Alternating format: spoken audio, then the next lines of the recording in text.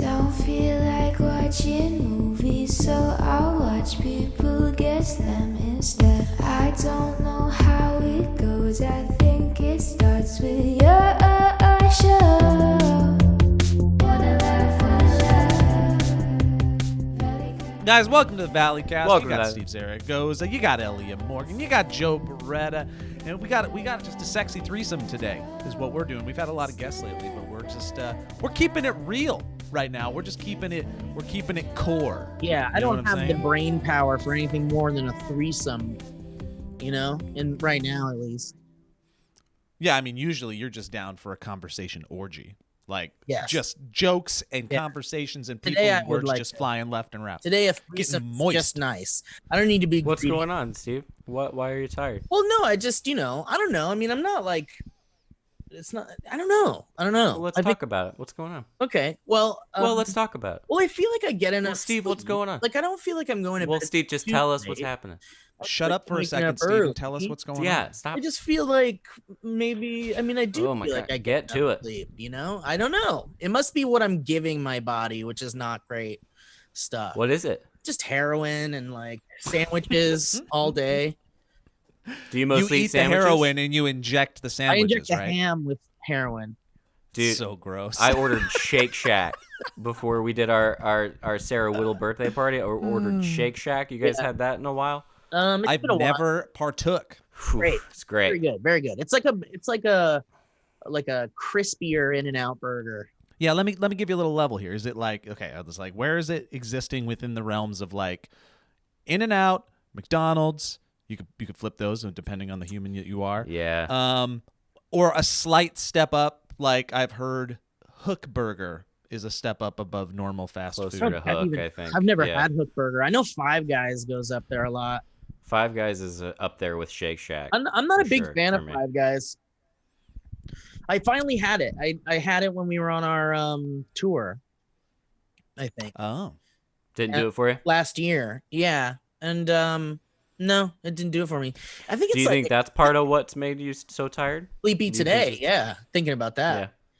I wonder if because it's an expensive burger, isn't it? Five Guys is a little bit pricier than In-N-Out. I think they're all pricey now. I remember when I was a kid, my dad would be like, we're taking 5 the whole cents clan to McDonald's. When Joe was Yeah, a kid, it something was- happened, right, Joe? No, is- you're right. This is important. What you're saying, Joe, is a big deal. What are you saying, Steve? What are you swiping up on? I'd say when Joe was a kid, burgers were 5 cents. You guys, two guys the exact same age. Look, yeah, yeah. I just complain about it more.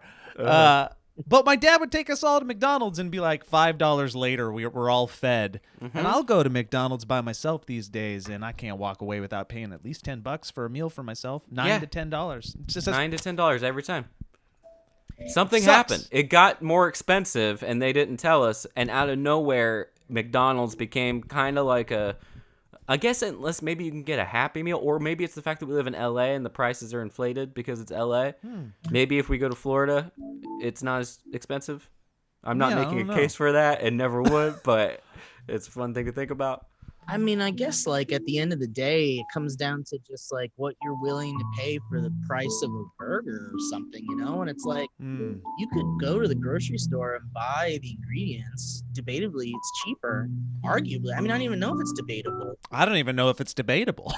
And you could just grill your own goddamn burgers. The only reason why In-N-Out and Five Guys and Shake Shack and Fuck House and all these other burger places that you swear by and love taste so fucking good is because they were formulated specially in a lab to taste that way and be consistent across all of their franchise locations. And so and they're also designed to be addictive in a lot of ways. Sugar is so addictive, and sugar is in everything.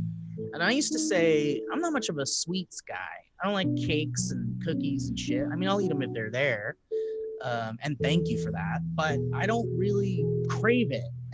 But I do love, I don't like barbecue sauce and fucking orange chicken from fucking Panda Express, which guess what, kids, has fucking tons of sugar in it. And those addictive things make you want it all the time.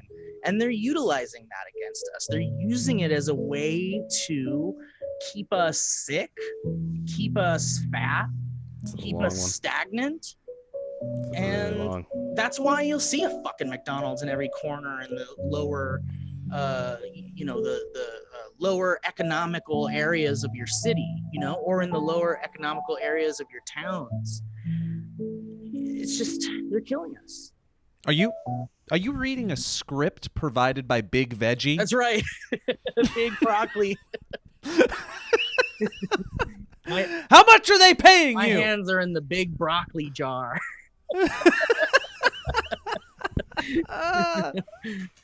Yeah. You guys use TikTok?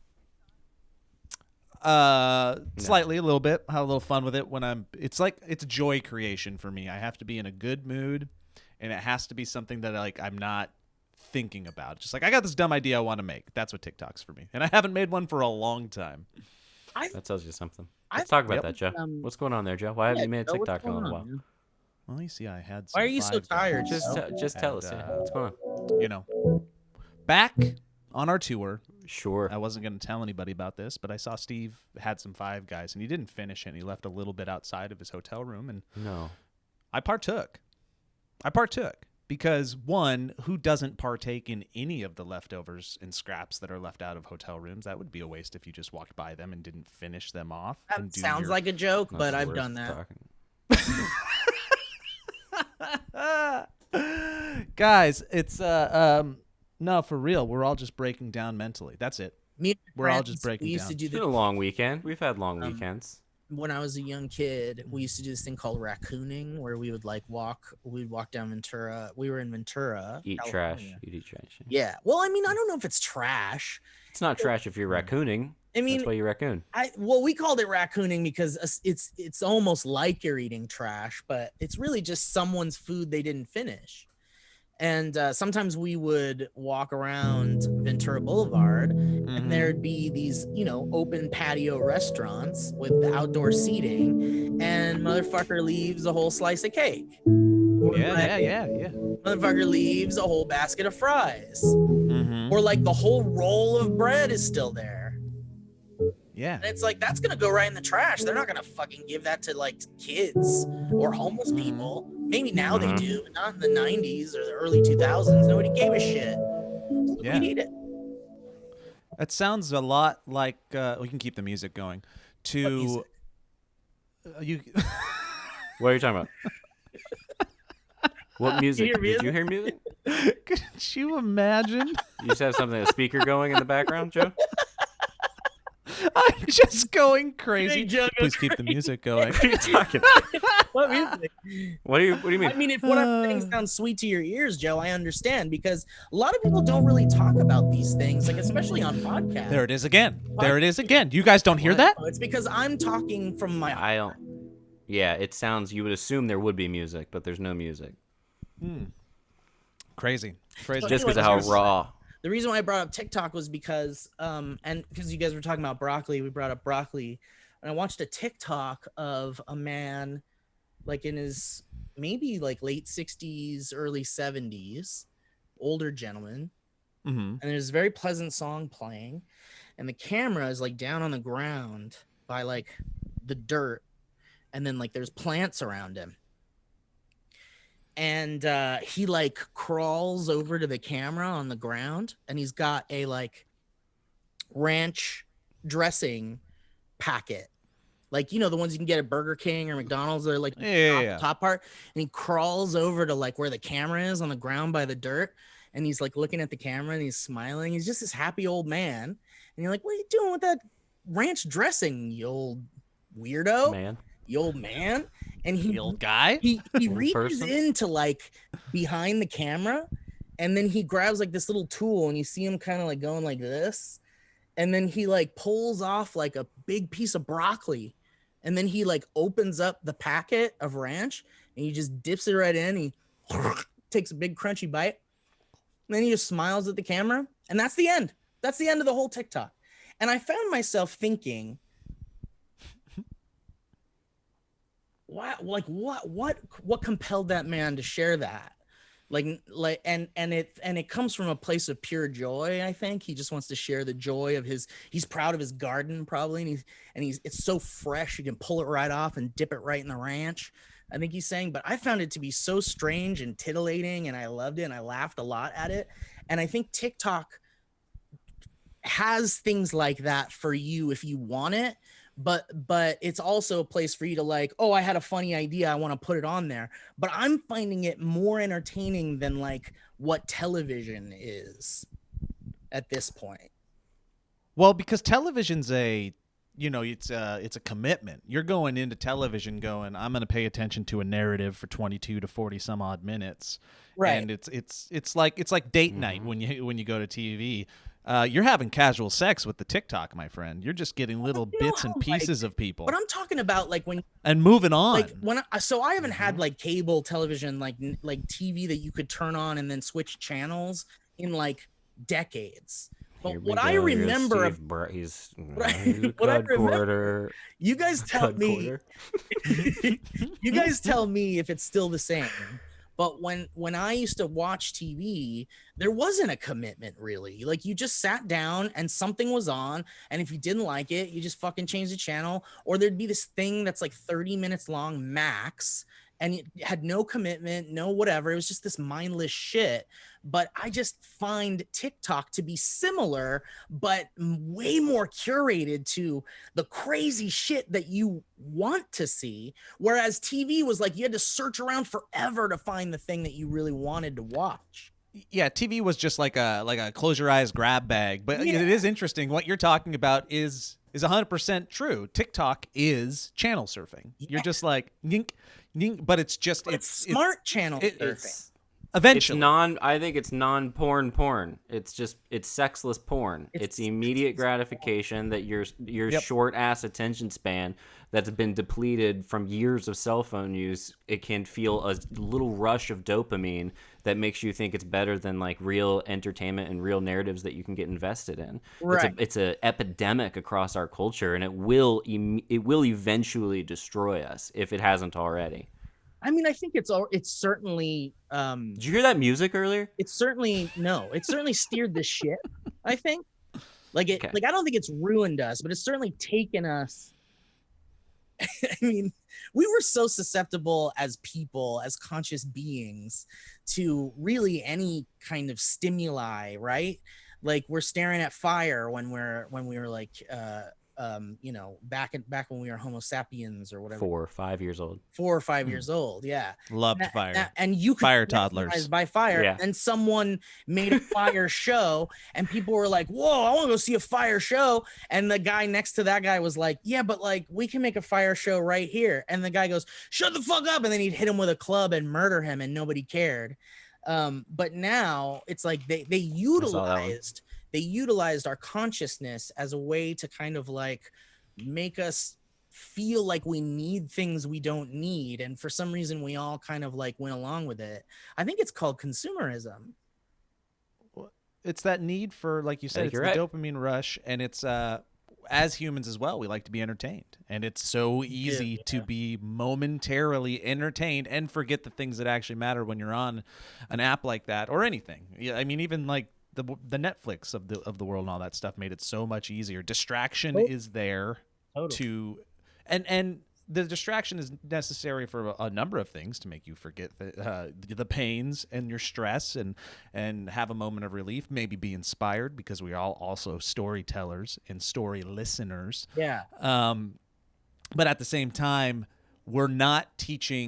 we weren't prepared for this. This came out of nowhere. We were alive when this existence didn't exist. Right. Like we blinked, and then we're like, well, we have careers doing this. This is crazy. Right. So we haven't been mentally prepared, and nor were we educated to adequately handle the society in which we're living. And this is the news cycle. This is why we don't care about the hundreds and thousands of bad things that happened in the last year. I mean, we do subconsciously, but we also just like why things come and go, why people aren't held accountable, politics, whatever, because we blink and it's over and you forget about it, and you're waiting for the next dopamine because it's easier to not engage and truly take the time to educate yourself on a subject Yeah. and to mentally and emotionally connect with it for the long haul. We've And- been changed.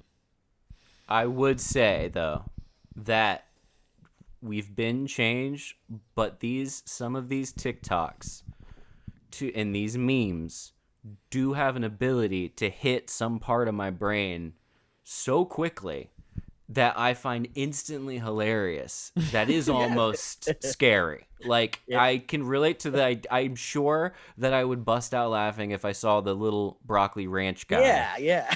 And it would hit some part of me that I don't think a narrative That's what TV I'm show saying. could hit. That's what I'm saying. Yeah, You it's a can't joke. Find that, but you can't find that even if it's not a joke. It's like some people feel like it's a joke and it makes them laugh and they love it, but the other people just love it because it's an old man having a wonderful time with his garden, and it's like, weird. and we can all share this like experience together. You don't have to be like that. That's why I feel like, because my question was going to be sort of like, TV affected our generation in this way, and TV, because TV was accessible in this way, but also restricted in how you watched things and what you watched and when you watched it. But now we have like instant TV gratification. At 3 a.m., you could start watching the entire series of The Mandalorian or Seinfeld or whatever. And with TikTok, like, I've talked to young people who say that they've spent an upwards of like 3 hours at a time, like on TikTok, not looking away, not going to Twitter also and Instagram, like 2 to 3 hours on TikTok, just watching shit. And I was like, well, okay, I spent like sometimes 3 hours watching Saturday morning cartoons and shit. So it's not that crazy to think about people spending that much time with one thing with such a variety of things to see. But my question is, how will that type of entertainment affect future generations, like in a positive or negative way, but maybe more positive so that we can keep it kind of there? But how do you think we probably only have like 2 or 3 generations left? Period. Yeah, that's So- true if we think about it. Yeah, I can't worry about the 5th generation from me. I'm not too worried about, because I don't think that's going to be a thing. They used to say that like SpongeBob was ruining children because they would like time how long they would be on one frame, and it was like such a short amount of time that they felt like that overstimuli of like cutting and cutting and cutting was like bad for kids. That's so interesting, because SpongeBob, coming from somebody that didn't watch it growing up, I just missed appreciating it. I know is beloved for the lessons that it taught and the good-hearted nature of the characters that brought like good lessons to just a bevy of youth and made them feel accepted. Right. That I don't know. You would hope that the human you hope that humans are resilient, because that's what it seems like we have been for the longest of times. Yeah. But you know, are we creating something that we can't overcome, or have we created a cauldron of shit that is going to, you said, Elliot, kind of doom us in a couple generations anyways? I don't know. Well, We'll see. I think I'm more optimistic than that, but I do think we're headed that way.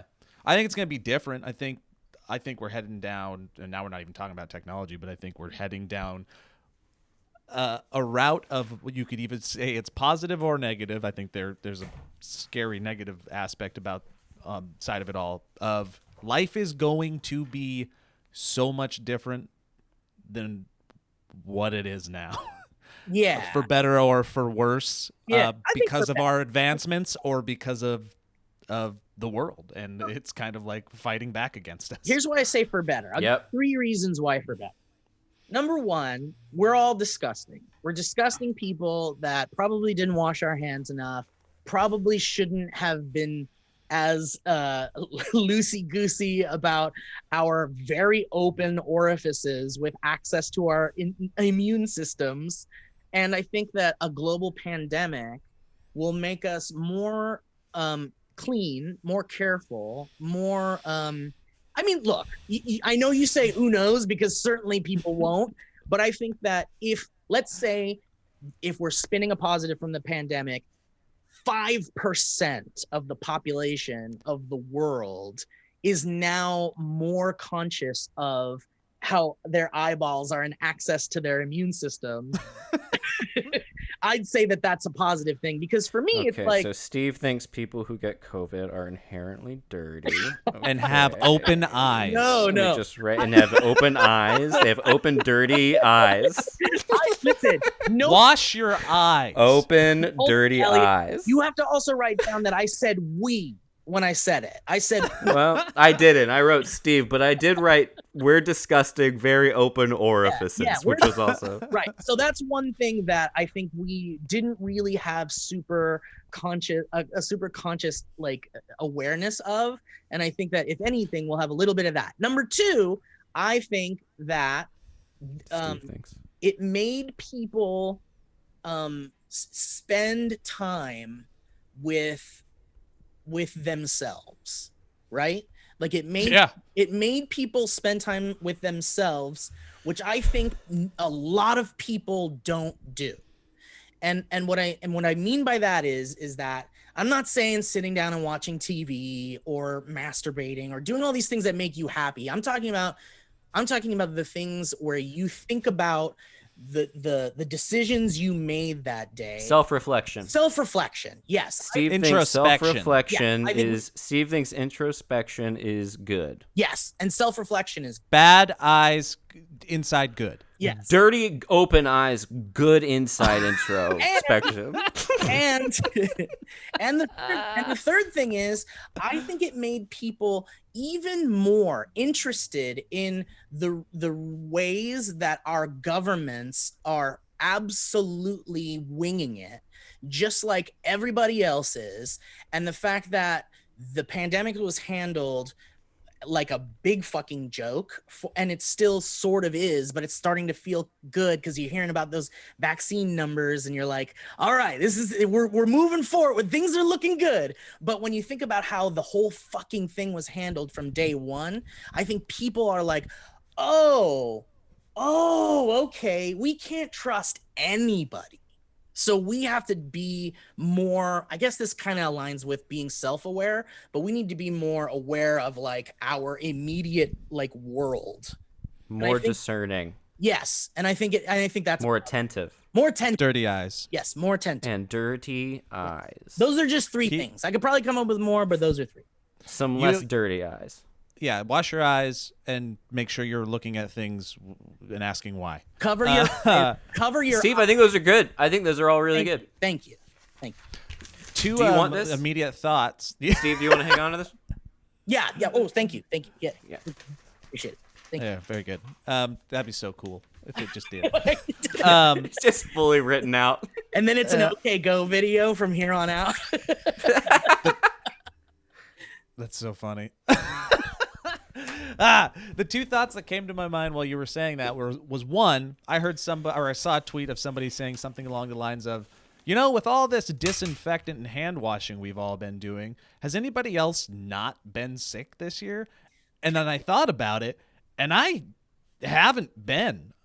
Like, fortunately, of course, but Right. like not being around a lot of people and just constantly disinfecting everything in our house because Heather, my wife, is compromised with the sicknesses that she's dealing with. We've just been like over the top doing it, constantly, and I haven't had a sniffle.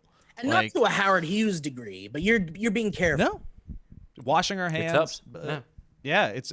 I thought about it, and the kids not going to school And not being back. around other people ever. Right. Yeah. Dude, But We all- I know what you mean, though. Wearing a mask, washing your hands more. I have We all got I'm going to accustomed file to that under always Steve's feeling number sick. one, Joe. That does go under Steve's number Well, one. and then to go on further from Steve's number one, the other fun thing that it's a visual image, and it was a description of the pandemic and how it can infiltrate your body that has not went away from me since I heard it at the beginning of this, and somebody described our bodies like the Death Star, and that our mouths and our nose are the hole in which Luke Skywalker could shoot his little torpedoes inside of you and give you COVID. And the torpedo It hasn't is people spit and stuff. Yeah, it hasn't. It lives rent free in my brain. Like that descriptor just like sold it for me on everything. I was like, oh yeah, that makes sense. Okay, I get it now. But the thing is like but even though it's also a mind-blowing visual to me because it really simplifies that process, it's like we're not dumb. Like we know how illnesses are transmitted. Like you learn that in school. But for some reason, we the older we get this like kind of invincibility shield that we have, and we feel like, well, even though these terrible things exist in the world, I'm not going to get it. And then you kind of forget how your eyeball is the Death Star exhaust port and your mouth is the Death Star exhaust port. And too many exhaust ports. And it's like, you just got to protect those ports. That's all. And maybe more so when you're in like crowded places and stuff. Like someone was saying, I follow a lot of Disneyland forums and stuff. And someone was saying that official word behind the scenes is that even when everyone is vaccinated and we all have like herd immunity or whatever, it still may be a requirement to wear masks at Disneyland.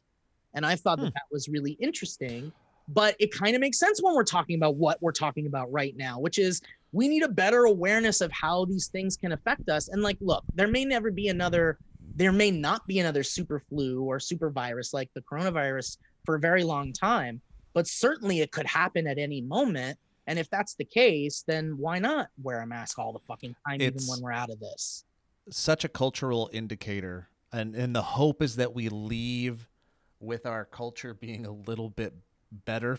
We'll see, fingers crossed. But like over in Japan, masks are commonplace. That's normal, yeah. And in other countries, when people are sick, like people that know they're not feeling well, it's just common sense and good nature and manners to put on a mask and not spread that shit. And it's never once has that been brought up in my life that I can think of. I've heard, don't go to school if you're sick. Yeah. Or stay home. Don't go to work. But nobody's ever said, dude, put on a mask and don't spread that shit. That lesson was never taught. It's been nice and normalized. Yeah. It's like, all right. Oh, I just have a mask. Okay. That's a nice, I don't care. I can't say in 2 years I'm going to like still be wearing one if the experts say it's not necessary. And I hope that's the case. Yeah. But until then, if they're like, wear a mask, it's like, well, we all got them now. Like we can just wear the masks. You can just reach into you have them in your car. Yeah. You just have them on you. Yeah. I hope it's just a lesson that we take once we get out of this angry, politicized narrative surrounding it, okay, and the fact that it's that's the third point. Joe thinks this is going to end. Joe thinks the Civil War is not coming. Okay, got it. I like the idea of writing stuff down because it just implies that I don't believe what you're saying. So he thinks things are going to be better. Okay. And use it against us all in the end of the podcast. Yeah, keep going. This is good. Yeah. You're like the shittiest therapist. That like. Okay. So that's your very normal and good and healthy thought. Okay, all right. Well, just make a note of that. And then eyes wide. Ooh, all right. Ooh. Oh boy. Ooh. Yeah. Yikes. I remember self-reflection is good. Okay, I won't go with that. Right. I remember like 5 years ago, someone came to my birthday party and they were wearing like a mask. And I was like, I thought it was kind of weird, right? Like, because 5 years ago wasn't, it wasn't normalized here really. But I remember asking if they were okay or whatever, or like, hey, how you doing? Or like went in for a hug or something. They're like, oh, they're like, I'm wearing this because I don't feel like I'm not sick, but I don't feel very good. But I still wanted to come and I want to just protect everybody from potentially getting what I have if I have something.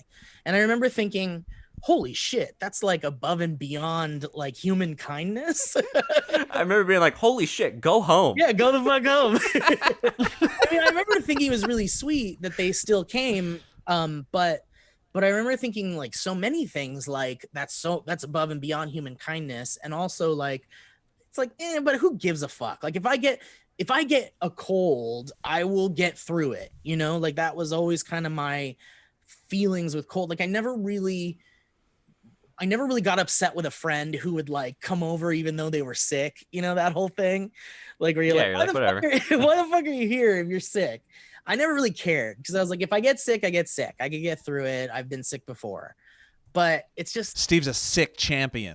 Don't like, dude. He's like 20-0 against sickness. Dude. Don't fuck with Steve. If there's one Sickness. thing Steve can handle illness. Bring it on, illness. Yeah, man. He'll knock illness out of the park. Yeah. It's gone. you know, I mean, sure, a cold, yes. Something Yeah. outside of that, maybe. When Steve has sex, he screams out, "Make me sick." Yeah. Yeah. I don't care if I get Try it. it's so cool. That's what Oh, get me sick, baby. I really gauge if I care about getting sick by how cool it is. Like, is it Yeah. is it Disneyland? Oh, fuck yeah, that's cool. Is it Yep. someone's Worth it. thing? It's not so cool. I'll stay home. I'm sick. Yep. Cost benefit. Yeah. Oh, I need help moving. It's not so cool. I'm kind of sick. I gotta protect you. But like, we're gonna go see Dude, you sound like cats and we have our own theater. It's gonna be 20 of us. Oh, I'm good. That sounds cool. I'm there. You know? dude, you sound like shit. What happened? Oh, I got sick. I went to a Renaissance fair. What? Where they served alcohol. Sweet. Sweet. Yeah, that Sweet. sounds cool. Yeah. Yeah. But that's the thing. Like when you think about it's like in the future for me, if I have both vaccinations and I'm pretty protected and herd immunity seems to be working out well in Los Angeles, knock on wood, then I feel like I would probably be choosy about where I would wear a mask, but I would certainly have it on me. And I think like Disneyland's probably a safe place to wear a mask and probably a place where you'd want to, even if you didn't have to from here on out. And I think maybe my own personal feelings about wearing a mask after vaccinations and herd immunity is that like, if it's a super crowded place, it's probably safer to wear a mask, right?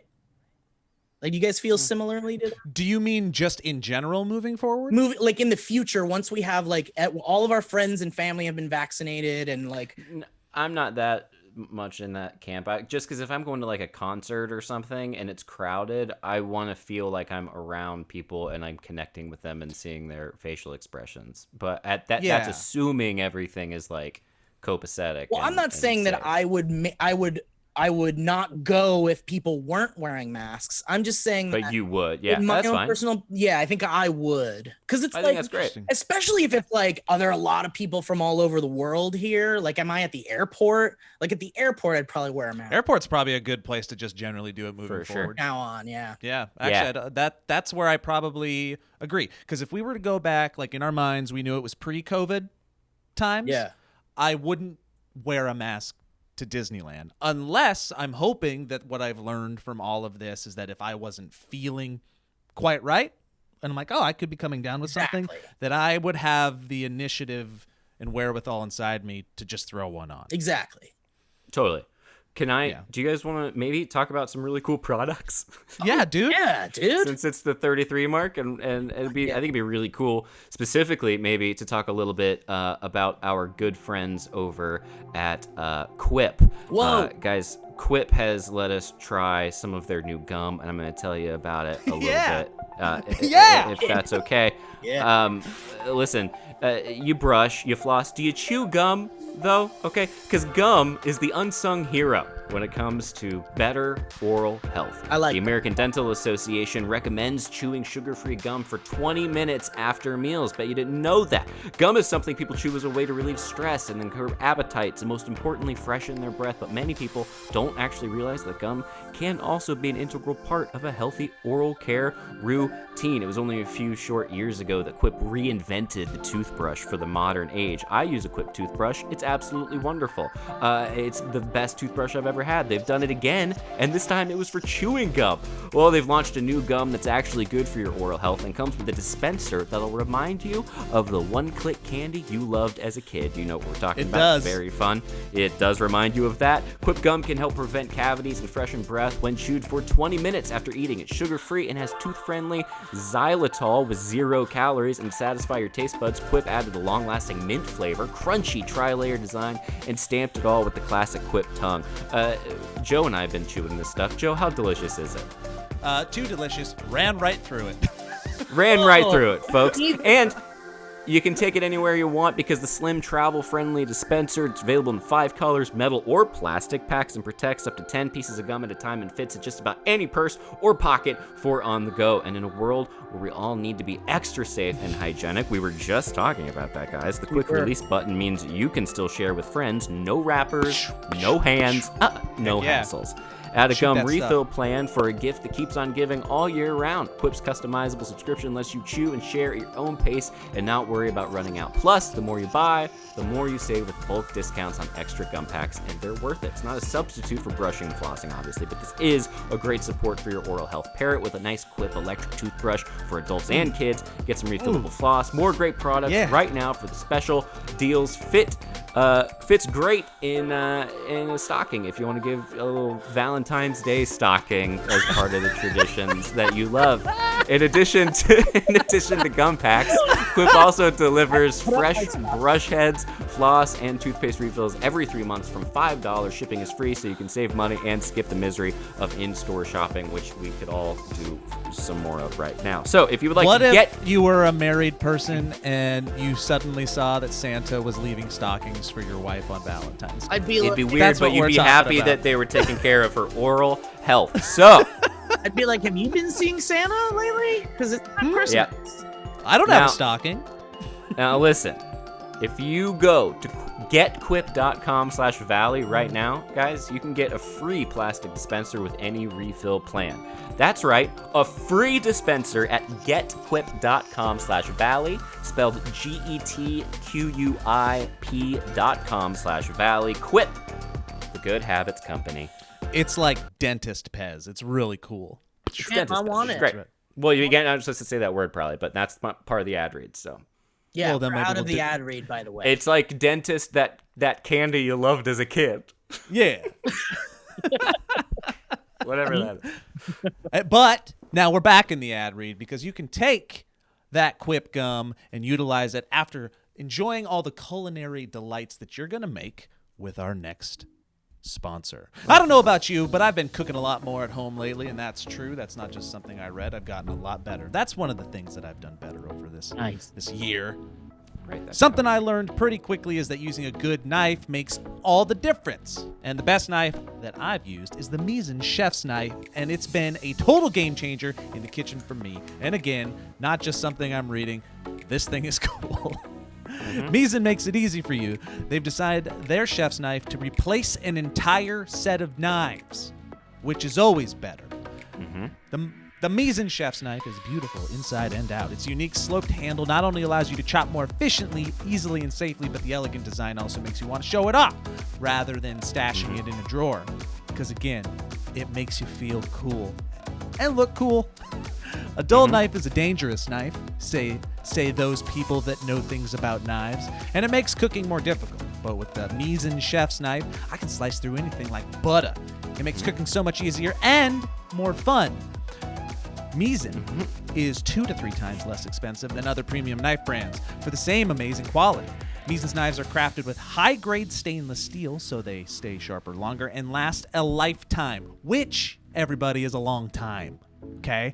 And all for the fraction of a competitor's cost. The Misen Chef's Knife is legit and verified. It has over 5,000 5-star reviews from real pro chefs and also a cult following among home chefs and foodies like myself. It's got one of those notches in the knife that I didn't know about until I had this knife, where it just enhances your grip and makes sure that you're just cutting accurately and safely, and it's the best thing that I've ever had in the kitchen. Highly recommend. So, guys, be like me. Step up your cooking game now and head over to Misen.com/Valleycast for 20% off your first order. That's MISEN.com/Valleycast for 20% off your first order. Misen.com/Valleycast. Also, do it! /Valleycast, guys. Also, it's one knife. How great is that? Yeah. It's one knife. It is nice. You know how like I wish when I was in my 20s I knew that there was just one knife that I could get. One more knife. Knife. One One more knife. Just one knife. You only you'll need be- one. Just one knife. That's good. Our new goal should be to sing Phil Collins covers for every sponsor Have you guys from here on out.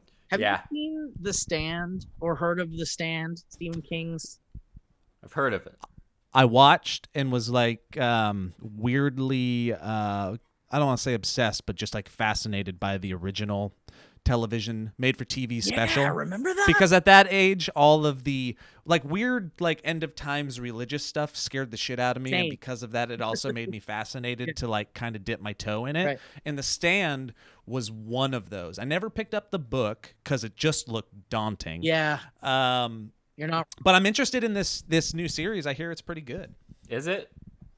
I mean, it's so fascinating. Well, what you're it's so hard to describe it because it's like it's not a great show, and if you loved the original series, then you'll probably like at least be like, oh, I remember that. Oh, they're doing that. That's cool.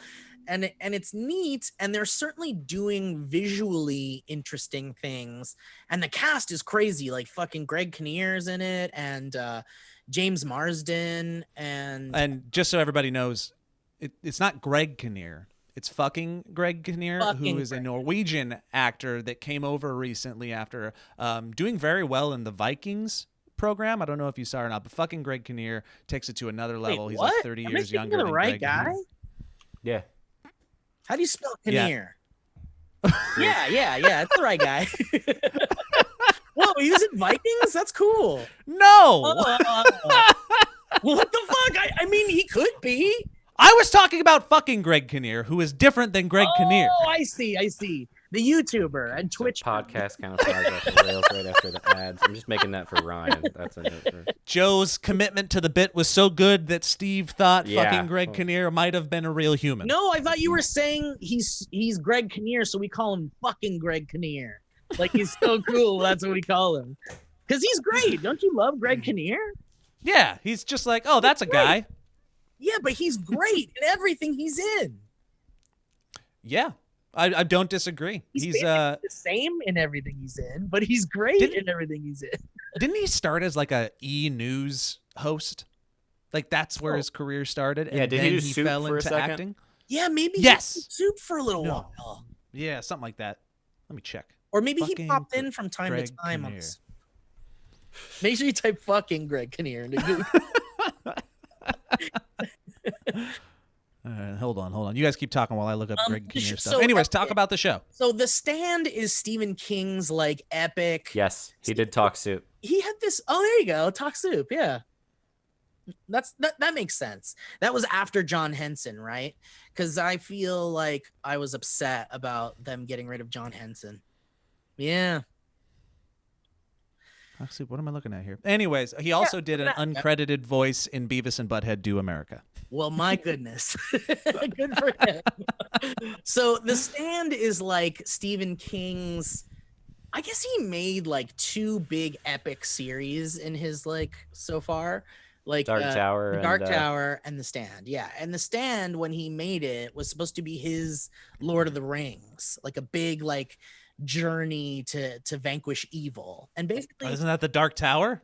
well, The Dark Tower is too, exactly. So it's almost like he did But isn't The Stand a standalone book? The Stand is a standalone book, yeah. And The Dark Tower was like Okay. a big series that just kept going and going. That was his Harry Potter. Yeah.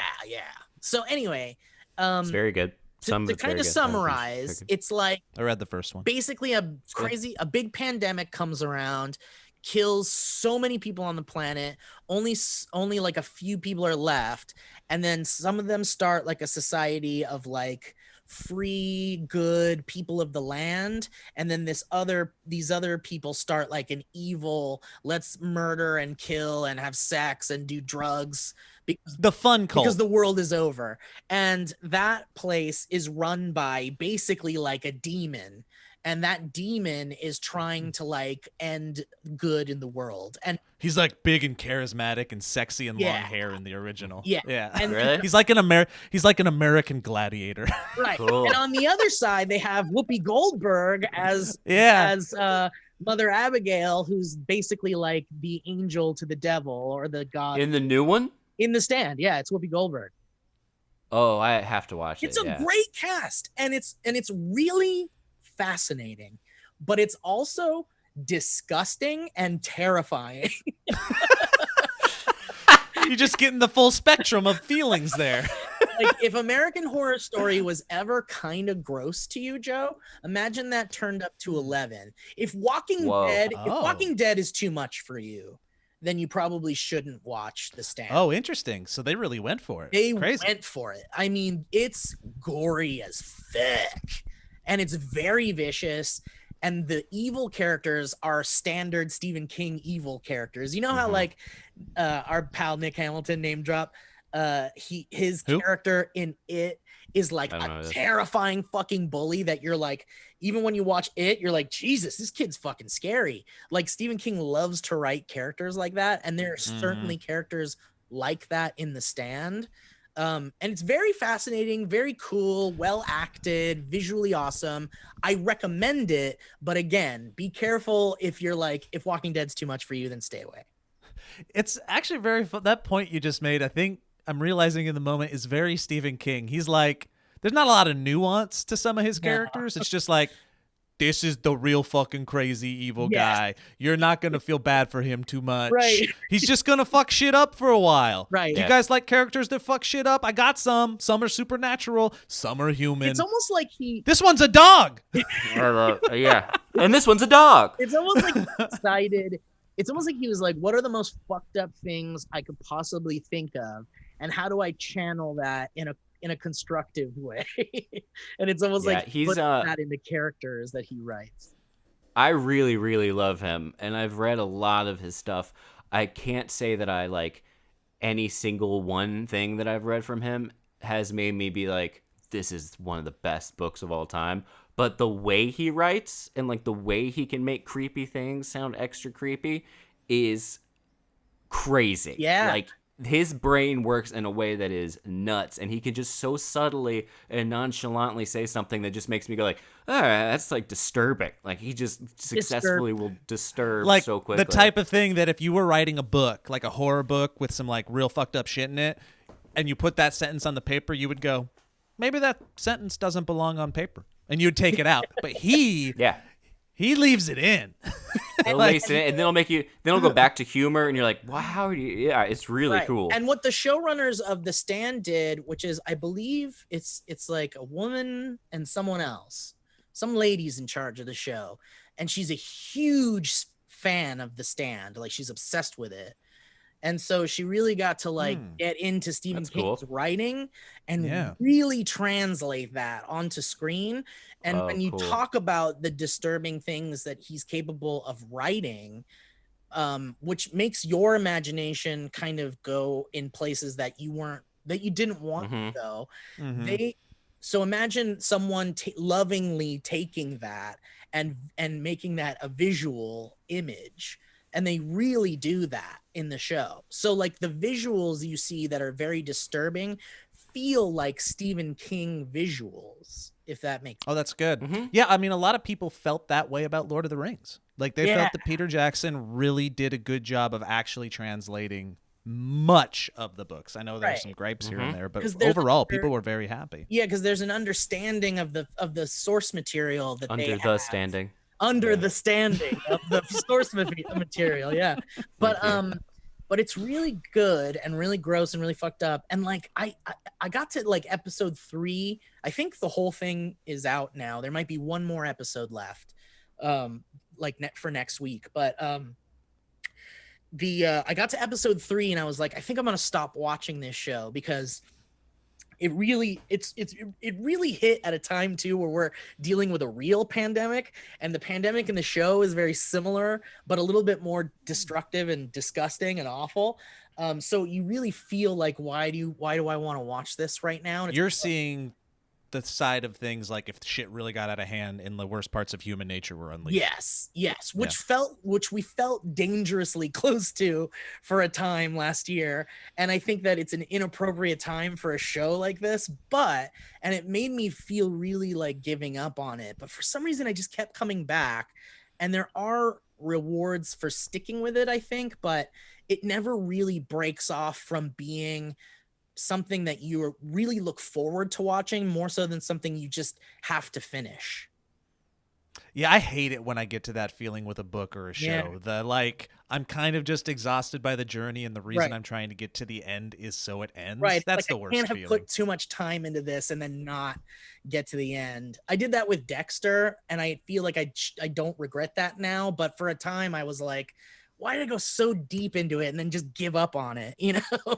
Isn't that kind of like the meme that's like gets passed around on Reddit where it's like over quarantine, people have rewatched like Breaking Bad so many times. Right. They've rewatched The Office, and no one ever rewatches Game of Thrones because everyone knows that it ended so horribly. Because they know where it's going. And it just and so no one's diving in, and no one's recommending people dive into Game of Thrones because it's like collectively known how bad it ended. And it's not Crazy. like, and it's not like the showrunners like try to make a show like that. Because I was gonna say, if that's the secret to making like a show that will stand the test of time, something that's bingeable and evergreen forever, you know, then that might not be too hard to do. But then you're like, I'm sure the showrunners of Game of Thrones were trying to do that. I wonder if it was actually that bad, or if we all just remember it being worse than what it was. Like, because we had such high expectations. But I don't know. Maybe it just sucked. But I still remember there being moments that were so cool in the last season. But I also have terrible taste with that stuff. So I'm like, I think it was the time constraints, right? Like where you're so used to cool moments just being like drawn out over a long time. You kind of got to sit with it, and it was like a chunky, good bite. Yeah. But like it was just rushed through big moments to the point where you do get to the end where maybe some of those moments also sucked. Yeah. That I think it wasn't a good combo.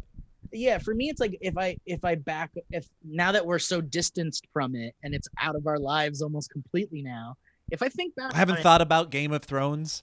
Neither have I. Yeah. Once since it ended. Yeah. Right, but you'll still finish The Stand, even though it's not that great.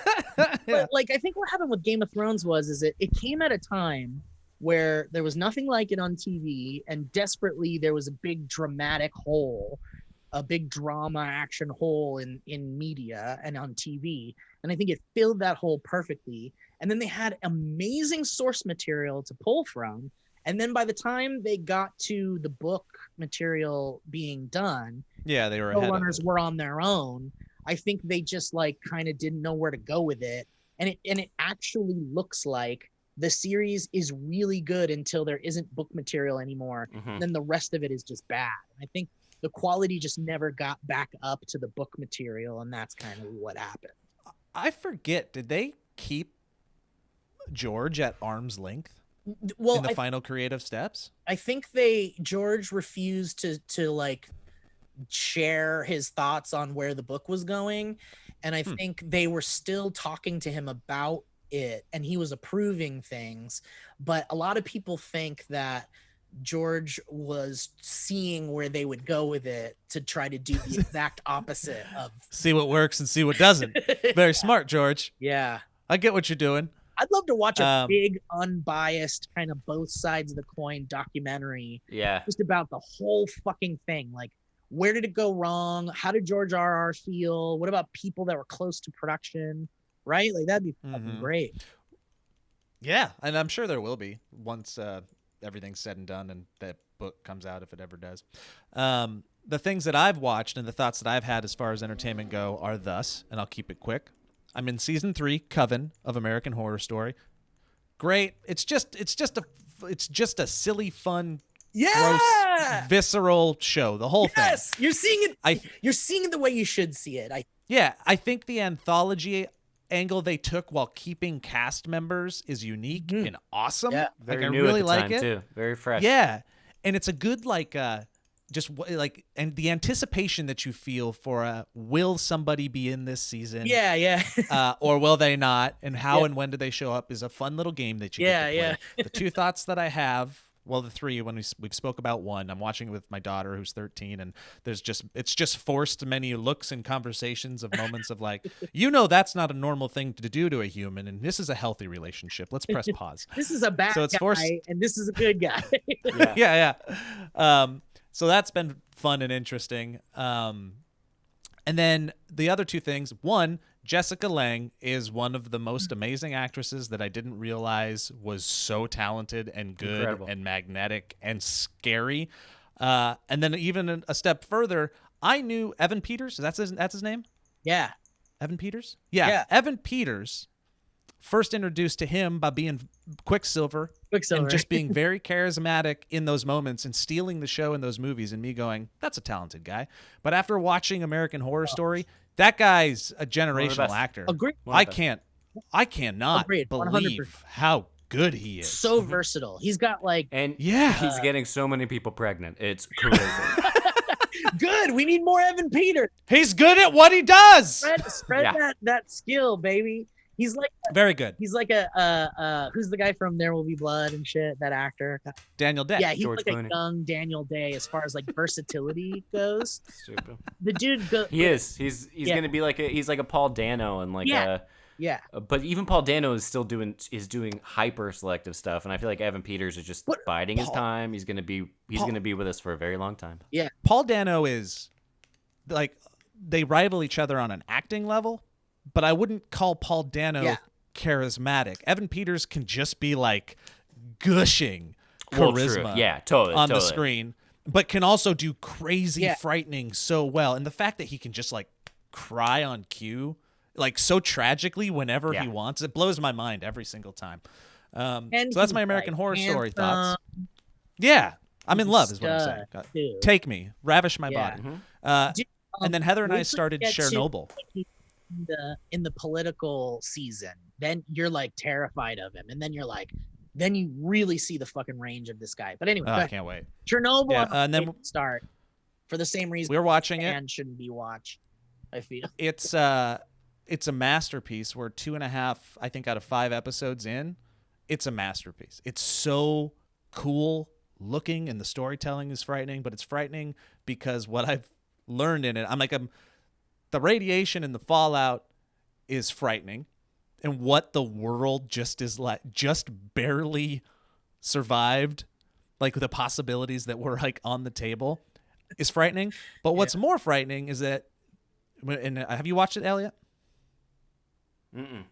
Okay. I have But not. when you guys do, what the scariest part is that it's just a tale about a bunch of inept men in power desperately just trying to hold on to power despite like being I've seen it totally already. inadequate. I feel And that's like what I've you seen do. We lived through it. Dude. I mean, I'm telling you, Stop you being sit there this and one you're, before. you pick your yes. jaw up off the floor and you go, holy crap, we narrowly missed being that.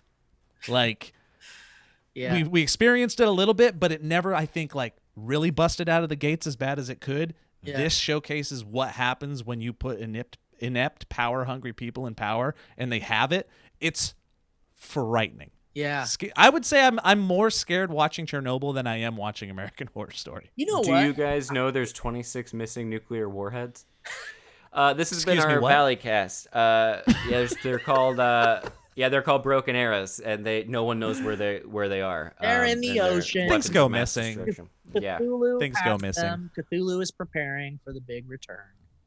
yeah. We have sports Um, on Cthulhu.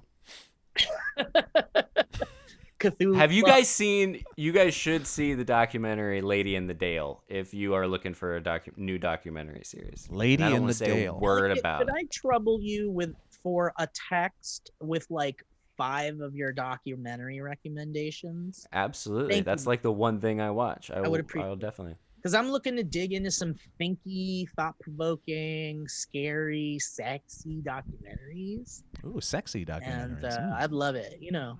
I can do that. I can Watch do that I mean, Orange Years one we were talking about. Oh yeah, dude, yeah. it's so good. All right. The Orange Years it blew my mind. I'm excited. So yeah, it shouldn't Dude, have, there's a but it did. It was really good. good. Yeah. Did you know- I was like that. Grace and I were watching it and we're like, oh, maybe we're like Nickelodeon. Like that's what our like Disney affinity has like landed. Like we're like Nickelodeon kids, and then there's Disney kids. Yeah.